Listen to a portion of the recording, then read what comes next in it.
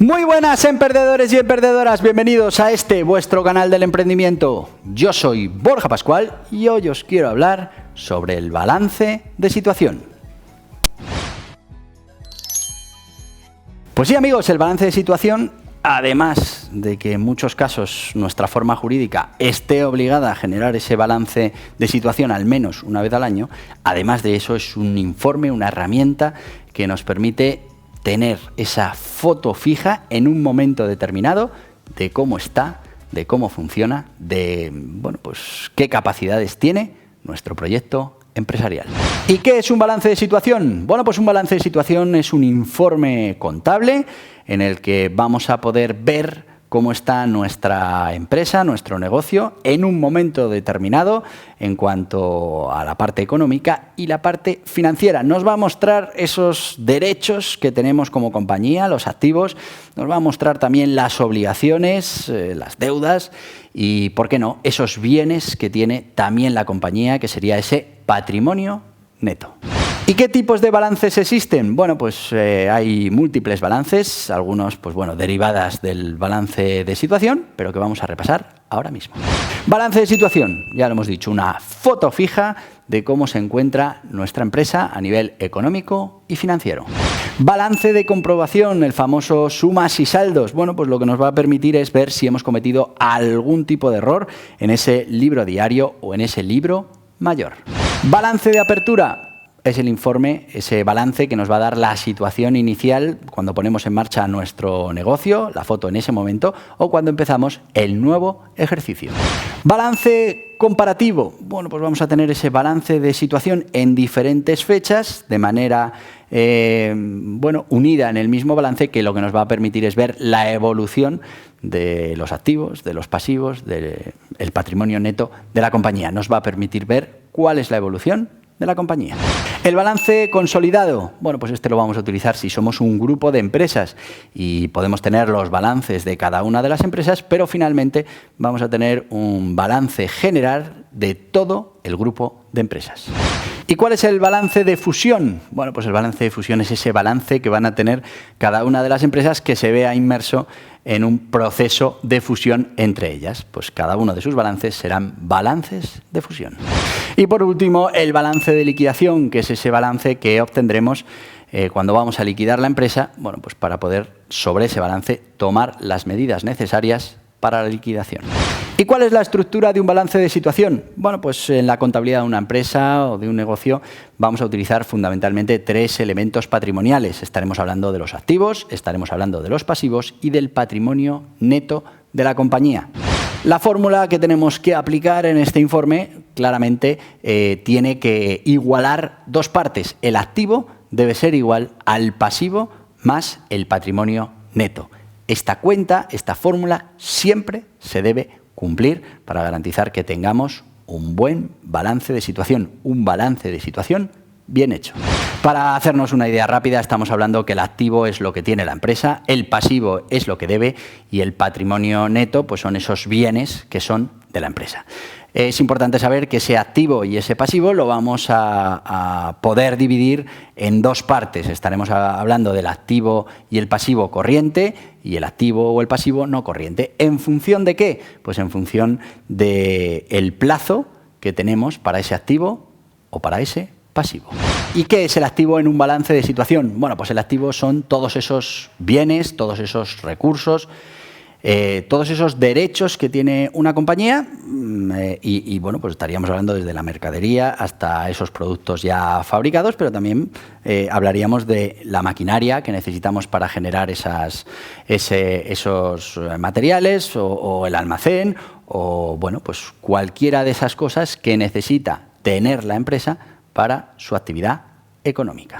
Cuando hablamos de los activos corrientes en el balance de situación, pues estamos hablando de esos activos que se pueden transformar en dinero en un plazo inferior a un año. Pues estaríamos hablando, por ejemplo, de las mercaderías, de los inventarios, de inversiones financieras, de deudas de clientes, del dinero que tenemos, por ejemplo, en las cuentas bancarias. Bueno, pues todo eso serían los activos corrientes.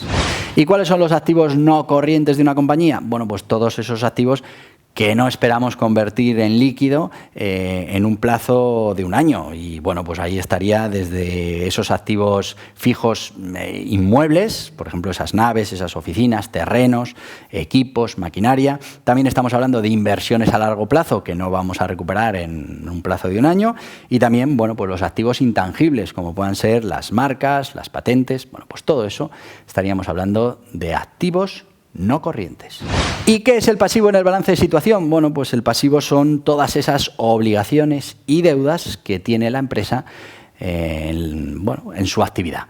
Bueno, y ahí tendremos otra vez ese pasivo corriente y pasivo no corriente. El pasivo corriente, bueno, pues el que se nos va a exigir o el que tenemos que liquidar en un periodo inferior a un año. Estaríamos hablando, por ejemplo, del pago de las nóminas, del pago de impuestos, estaríamos hablando de alquileres, de proveedores de mercadería y, bueno, pues todas esas cosas que van a ser deudas o que son obligaciones, pero que son a menos de un año.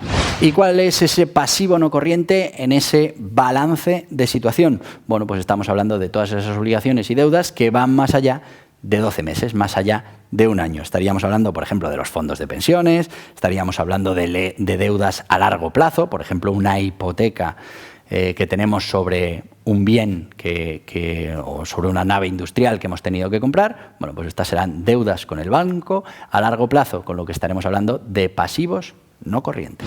¿Y qué es el patrimonio neto? Bueno, pues es el capital que tiene la sociedad en el momento en el que hacemos ese balance de situación. Fundamentalmente estamos hablando de dos capítulos dentro del patrimonio neto. El capital social, que es ese dinero aportado por los socios, y luego tendremos esa retención de beneficios o esos beneficios que vamos a dejar dentro de la compañía, pues para diferentes funciones, van a pasar a ser parte de ese patrimonio neto en el balance de situación.